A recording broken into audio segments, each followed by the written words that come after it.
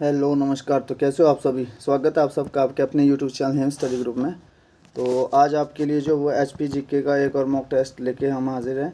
जैसा कि आपको पता है कि पिछले कल जो आपका जेल वर्ड का एग्ज़ाम हुआ है, पिछले से पिछले कल, तो उसमें भी जो है क्वेश्चन जो आपके वो मोस्ट ऑफ जो क्वेश्चन जो जितने मॉक टेस्ट अपलोड करे हैं उनमें से आए हैं। तो आप ये करिए कि जो जितने मॉक टेस्ट आपको लगाए गए हैं उन सबको अटेंड करिए। बाकी आपको पता है कि ये जो मॉक टेस्ट है ये आपके अपकमिंग एग्ज़ाम पटवारी का हो गया, फॉरेस्ट गार्ड का हो गया या पुलिस का, इन सब के लिए ये जो मॉक टेस्ट चले हुए मोस्ट इंपॉर्टेंट रहने वाले हैं। आज हम करेंगे HPGK का डिस्कस, वो भी रिवर सिस्टम पे। रिवर सिस्टम जो आपका उसको देखेंगे, ओनली रिवर सिस्टम पे आपका ये मॉक टेस्ट जो है वो बेस्ड है। तो चलिए स्टार्ट करते हैं आज का फर्स्ट क्वेश्चन। तो फर्स्ट क्वेश्चन आपका कि ऊहल किसकी सहायक नदी है। तो ऊहल जो ये किसकी सहायक नदी है, ब्यास की है, सतलुज की है, यमुना की है या चिनाब की है। तो ऊहल जो आपकी ये ब्यास की सहायक नदी है। ठीक है, ब्यास की सहायक नदी है। अब ब्यास नदी के बारे में और क्या पता आपको कि ब्यास नदी निकलती कहाँ से है। ये निकलती है रोहतांग से निकलती है। ठीक है, रोहतांग दर्रे के पास से ब्यास कुंड से निकलती है। अब ब्यास नदी का जो वैदिक नाम है वो भी आपको पता होना चाहिए। इसका वैदिक नाम क्या है। तो ब्यास नदी का जो वैदिक नाम है वो है अर्जकिया। ठीक है, ब्यास नदी का वैदिक नाम है अर्जकिया और इसका संस्कृत नाम क्या है, विपाशा। ठीक है, तो ब्यास नदी का वैदिक नाम हो गया अर्जकिया और संस्कृत नाम हो गया इसका विपाशा। तो दोनों आपको पता होना चाहिए, अर्जकिया और विपाशा। और निकलती कहाँ से है, रोहतांग दर्रे के पास ब्यास कुंड से। ठीक है, लेकिन यहाँ पे पूछा गया कि ऊहल किसकी सहायक नदी है। तो ऊहल जो आपकी है ब्यास की सहायक नदी है। तो चलते हैं नेक्स्ट क्वेश्चन की ओर। नेक्स्ट क्वेश्चन है कि तुंडा और चन्नेड़ खड़, जो तुंडा और चन्नेड़ खड़ है ये किस नदी में जाकर मिलती है। तो ब्यास में निकलती है, ब्यास में जाकर मिलती है, या फिर आपकी रावी में जाके मिलती है, या सतलुज में जाके मिलती है, या चिनाब में जाके जो वो मिलती है। तो ये जो आपकी तुंडा और चन्नेड़ खड़ है ये मिलती है जाके रावी नदी में, रावी नदी में। तो रावी नदी का वैदिक नाम क्या है, रावी नदी का वैदिक नाम और संस्कृत नाम ये आपको पता होना चाहिए, इसमें से क्वेश्चन पूछे जाते हैं। तो रावी नदी का जो वैदिक नाम है वो क्या है, वो है आपका पुरुषाणी। रावी नदी का वैदिक नाम जो है वो है पुरुषाणी और संस्कृत नाम जो है वो है इरावती। वैदिक नाम पुरुषाणी और संस्कृत नाम जो है वो इरावती। अब रावी नदी निकलती कहाँ से है, ये कौन से ज़िले से निकलती है। तो ये कांगड़ा ज़िले से निकलती है। कांगड़ा ज़िले में कहाँ से निकलती है, बड़ा भंगाल। ठीक है, बड़ा भंगाल। और बड़ा भंगाल में ग्लेशियर कौन से है, भादल और तांतेगिरी। भादल और तांतेगिरी दो ग्लेशियर है, वहाँ से आपकी निकलती है रावी नदी। तो रावी नदी की आपको पूरा बेसिक इन्फॉर्मेशन, बेसिक लेके एडवांस तक सारी इन्फॉर्मेशन पता होना चाहिए कि रावी नदी निकलती कहाँ से निकलती है। डिस्ट्रिक्ट हो गया इसका कांगड़ा। ठीक है, और स्रोत क्या है इसका, भादल और तांतेगिरी दो ग्लेशियर है, बड़ा भंगाल से वहाँ से निकलती है।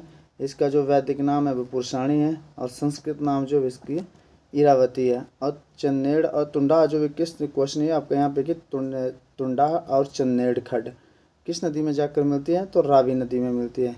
तो ये था आपका रावी नदी का पूरा ब्रीफ में।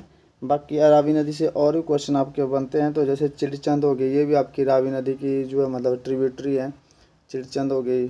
फिर आपका भादल, तंतगिरी, तंतगिरी भी ये से तो इसकी स्रोत है ये। बाकी चलते हैं नेक्स्ट क्वेश्चन की ओर। नेक्स्ट क्वेश्चन आपका कि म्यार नाला और सेंचू नाला किस नदी में जाकर मिलता है। तो म्यार नाला और सेंचू नाला जो वो किस नदी पर जाकर मिलता है, रावी में मिलता है, सतलुज में मिलता है, यमुना में मिलता है या चिनाब में। तो ये जाकर मिलता है आपका चिनाब में। ठीक है, तो चिनाब इसका जो वो राइट आंसर हो जाएगा, चिनाब। अब चिनाब का वैदिक नाम और संस्कृत नाम क्या है इसका, चिनाब का वैदिक नाम और संस्कृत नाम ये आपसे क्वेश्चन में पूछे जाते हैं। तो चिनाब का जो वैदिक नाम है वो है अस्कनी, अस्कनी। और इसका जो संस्कृत नाम है वो है चंद्रभागा। ठीक है, चंद्रभागा। तो इसके वैदिक और संस्कृत नाम है चंद्रभागा।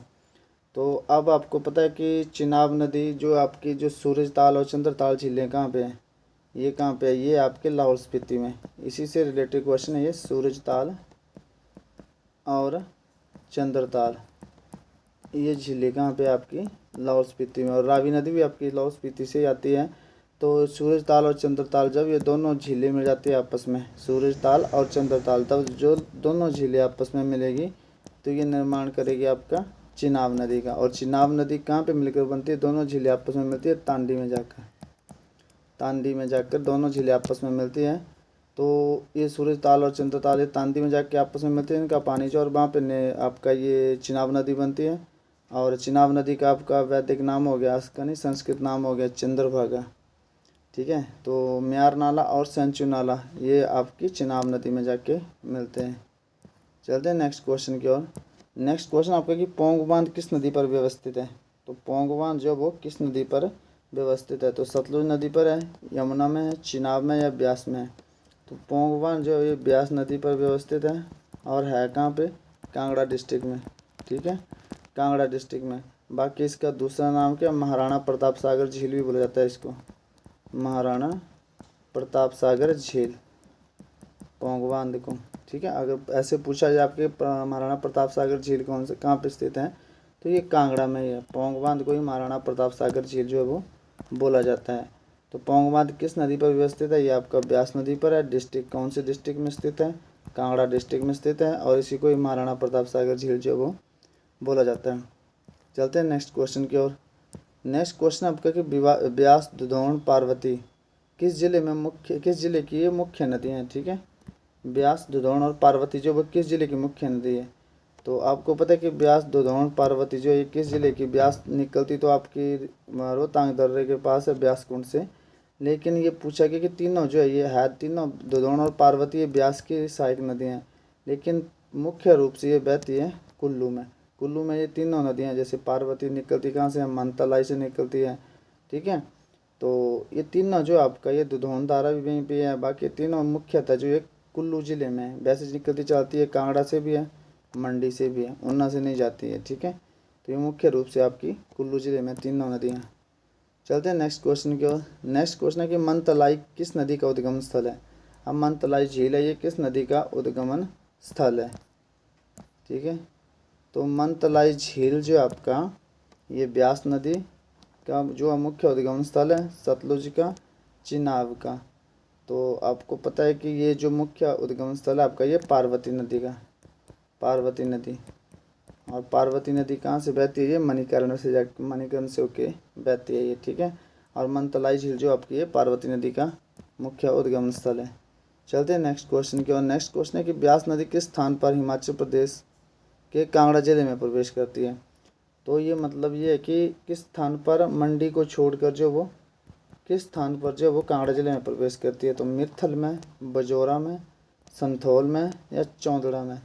तो ये जो वो आपके संथौल में, जब कांगड़ा में प्रवेश करेगी तो संथौल नामक जगह पर जो ये कांगड़ा में प्रवेश करेगी आपकी ब्यास नदी। तो चलते हैं नेक्स्ट क्वेश्चन की। और नेक्स्ट क्वेश्चन है कि तीर्थन जो जलधारा ये किस स्थान पर ब्यास नदी में मिलती है? तो तीर्थन जलधारा जो वो किस स्थान पर जो वो ब्यास नदी पर मिलती है? शमसी में जाके मिलती है, सैंज में, भूंतर में या लारजी में? तो तीर्थन जलधारा जो आपकी है लारजी में जाकर जो वो ये ब्यास नदी में जो ये मिलती है। तो चलते हैं नेक्स्ट क्वेश्चन की ओर। नेक्स्ट क्वेश्चन है कि बिनवा किसकी सहायक नदी है? सिंपल सा क्वेश्चन आपका, रावी की है, सतलुज की है, यमुना की या ब्यास की है? तो सबको पता है बिनवा जो है वो ये ब्यास की जो वो सहायक नदी है। चलते हैं नेक्स्ट क्वेश्चन की ओर। नेक्स्ट क्वेश्चन है कि ब्यास नदी किस जिले से होकर नहीं बहती है? तो ब्यास नदी जो वो किस जिले से होकर नहीं बहती है? तो ये कुल्लू से होकर नहीं बहती है, मंडी से, कांगड़ा से, या फिर यहाँ पे एक ऑप्शन और रख लीजिए बिलासपुर।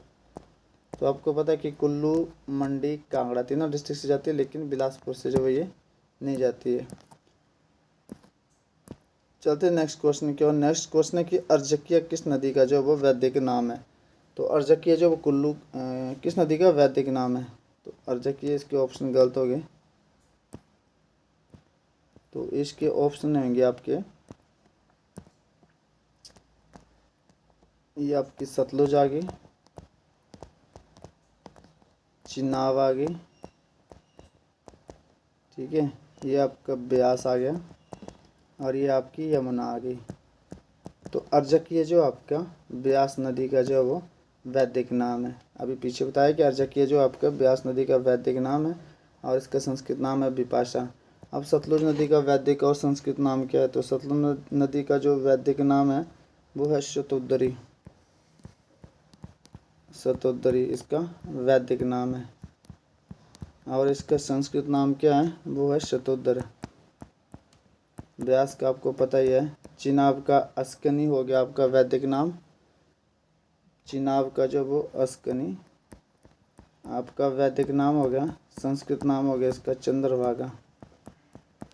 व्यास का अर्जकिया हो गया आपका वैदिक नाम और संस्कृत नाम हो गया इसका बिपाशा। यमुना का एक ही नाम है, वो है आपका कालिंदी। ठीक है, यमुना का एक ही नाम है, वो है कालिंदी। ये होगी सतलुज, चिनाब, ब्यास। अब आपका रह गया चंद्रभागा भी हो गया। तो अब रावी बचा। तो रावी का तो आपको पता है, रावी का जो वैदिक नाम है वो है पुरुषाणी